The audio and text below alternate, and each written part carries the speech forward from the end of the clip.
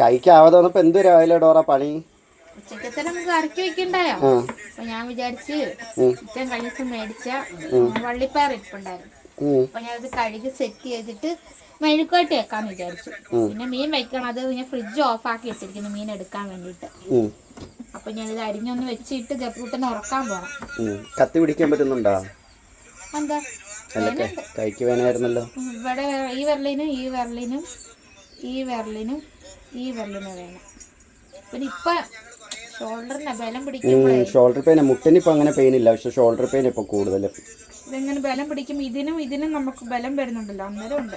ഗുളിക കഴിച്ചുകൊണ്ട് അങ്ങനെ നിൽക്കുന്നു. അപ്പുറത്ത് നമ്മുടെ കോളിഫ്ലവർ ഉപ്പിലും വിനാഗിരിയിലും കഴുകി വെച്ചിട്ടുണ്ട് കേട്ടോ.